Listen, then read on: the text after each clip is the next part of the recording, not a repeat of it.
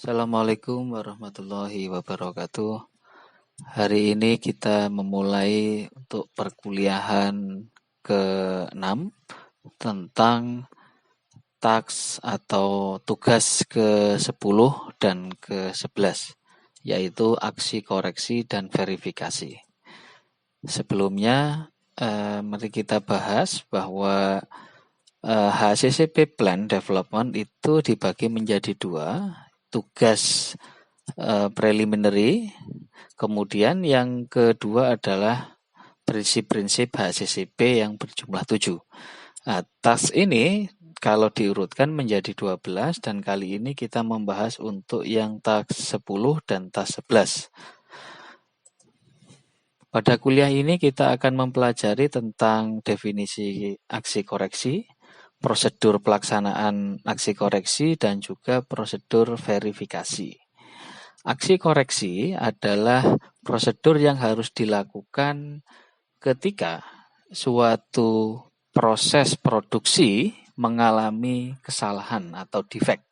Nah, kesalahan ini dalam proses ini harus dilakukan tindakan koreksi untuk mengantisipasi supaya tidak terjadi berulang-ulang. Nah, koreksi ini juga nanti akan dibedakan sebenarnya dengan preventif. Karena kalau yang kita bahas hari ini tentang aksi koreksi itu dilakukan setelah terjadi atau setelah diketahui adanya masalah. Sedangkan kalau preventif itu dilakukan pada task sebelumnya pada proses pembuatan step produksi. Dalam pemilihan aksi koreksi ada beberapa pilihan-pilihan aksi yang bisa dilakukan. Contohnya adalah jika kita sudah mengetahui ada defect atau kesalahan dalam proses, maka kita bisa memisahkan dan menahan produk untuk nanti dievaluasi. Kemudian yang kedua, dapat mengalihkan produk atau produknya langsung diambil dan disendirikan, kemudian kesalahan dikoreksi, dan selanjutnya bisa produksi seperti biasa. Namun jika kondisinya tidak memungkinkan, maka harus dilakukan proses ulang. Proses ulang mulai dari awal. Namun tentu saja ada beberapa kesalahan-kesalahan yang tidak bisa direprocessing. Contoh misalnya adalah sudah kadung pada proses penerimaan bahan baku, kita menerima bahan yang mengandung histamin. Nah, histamin ini tidak bisa diproses ulang karena tidak ada sampai saat ini teknik untuk penghilangan histamin setelah menjadi misalnya produk. Maka produk tersebut tentu saja harus dimusnahkan karena pilihan 1, 2, dan 3 ini tidak memungkinkan. Jadi dipisahkan, kemudian selanjutnya harus dimusnahkan.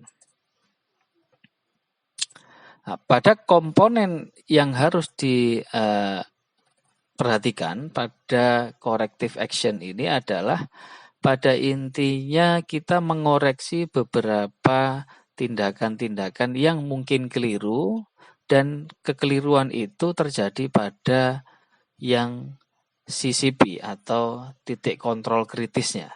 Jadi seharusnya ini harus sangat diwaspadai, tetapi karena kesalahan tertentu maka kita harus melakukan koreksi pada perlakuan maupun processing ini. Jadi pada dasarnya corrective action itu yang paling penting adalah jika terjadi kesalahan pada critical control point. Selanjutnya kita harus bisa menentukan atau menemukan penyebab defect atau kerusakan atau penyimpangan proses. Dan selanjutnya adalah kita harus bisa mengidentifikasi produk yang sudah kadung terproses. Ya, ini karena nanti misalnya terjadi temuan, maka kita bisa menggunakan barcoding karena beberapa di produk juga terkadang ada barcodingnya untuk mengidentifikasi dengan mudah dia diproduksi kapan, pada pabrik yang mana, dan selanjutnya. Penyusunan langkah-langkah untuk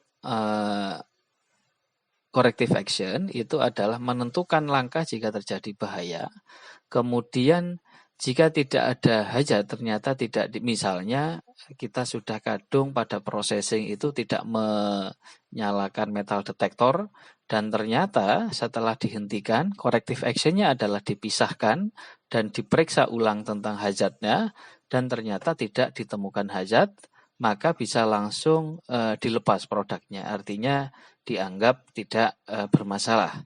Namun untuk metal detektornya setelah itu tetap harus dinyalakan. Kemudian ada beberapa yang juga harus ditangani jika nanti misalnya yang hazard potensial tidak bisa ditangani. Ini contohnya seperti histamin tadi, maka harus dimusnahkan.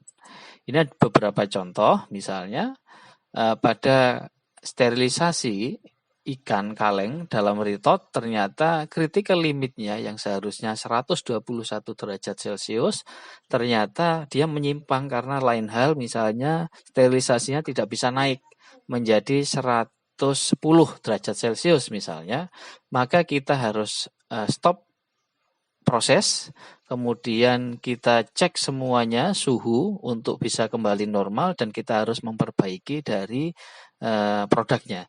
Kesalahan yang ini tidak perlu dimusnahkan saya kira, tetapi bisa dilakukan setelah ritot atau mesin sterilisasi sudah kembali normal, maka kita tinggal melakukan sterilisasi ulang.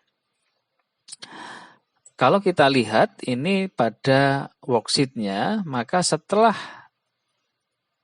monitoring, maka nanti baru akan ada corrective action. Jadi setelah ada critical limit, kemudian kita lakukan monitoring, kita sudah tentukan siapa, bagaimana, kapan, dan selanjutnya, tetapi masih saja ada penyimpangan, maka harus lakukan koreksi. Selanjutnya nanti kita masuk ke prosedur ataupun task yang ke-11 tentang bagaimana cara menverifikasi. Nah, proses verifikasi itu dilakukan untuk melihat apakah suatu prosedur atau metode yang sudah kita aplikasikan pada perusahaan itu sudah sesuai dengan kaidah-kaidah yang seharusnya atau standar yang sudah ditetapkan. Nah, pada proses verifikasi ini, maka kita memerlukan mengundang ataupun mempunyai tim yang harus menvalidasi. Nah, apakah HACCP plan yang harus kita lakukan nanti sudah sesuai atau tidak? Kemudian apakah sistem HACCP telah sesuai? Nah, ini semuanya adalah proses-proses verifikasi. Kemudian proses validasi nanti menjadi satu. Nanti tim HACCP, proses verifikasi ini dilakukan pada semua review pada konteks penjaminan mutu. Semuanya nanti harus bisa diverifikasi bahwa prosedurnya sudah benar, caranya sudah benar, dan yang lain. Jadi ini adalah semacam on-site verification atau langsung dilakukan pada tempat yang digunakan untuk produksi. Nah, termasuk justifikasi critical limit, apakah critical limitnya menentukan sudah benar atau tidak, sudah berdasarkan penelitian terbaru atau tidak, semuanya nanti ini dilakukan proses verifikasi ulang. Kemudian jika nanti ada kesalahan-kesalahan, maka harus divalidasi ulang oleh beberapa tim HACCP. Selanjutnya, revalidasi ini juga akan nanti melakukan perubahan-perubahan tentang proses-proses yang misalnya kita tidak sesuai, maka kita bisa lakukan perbaikan-perbaikan pada proses verifikasi dan juga revalidasi ini. Selanjutnya, proses verifikasi HACCP umumnya yang dilakukan, contohnya adalah mengkalibrasikan semua proses dan peralatan pengukuran. Contoh misalnya kita sudah menentukan 121 derajat Celcius, pada proses sterilisasi, maka pada proses verifikasi ini kita harus masuk ke lapang dan melakukan pengecekan secara langsung apakah memang suhu di dalamnya itu sudah sesuai dengan suhu yang tertera di dalam layar sterilitator.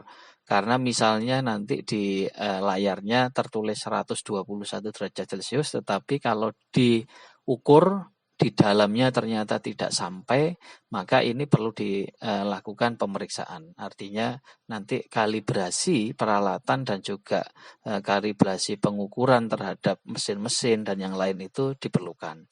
Kemudian melakukan beberapa review tentang record kalibrasi, apakah sudah dilakukan berkala atau tidak misalnya kalibrasinya.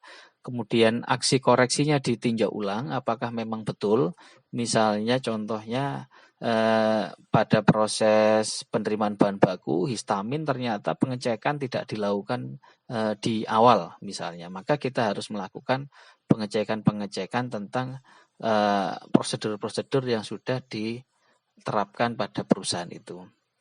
Kemudian kita bisa melakukan cek secara independen pada HACCP kita. Artinya kita mengundang orang lain untuk melakukan verifikasi. Nah, ini biasanya kita menggunakan verifikator dari luar yang intinya dia menghilangkan konflik of interest terhadap perusahaan kita.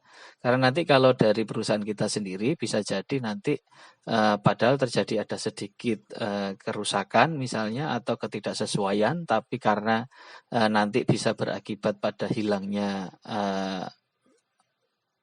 uang, maka dibiarkan saja atau dianggap masih dapat diterima. Padahal nanti kalau ada verifikator dari luar itu lebih independen, artinya lebih bisa melihat permasalahan tanpa pertimbangan-pertimbangan tertentu.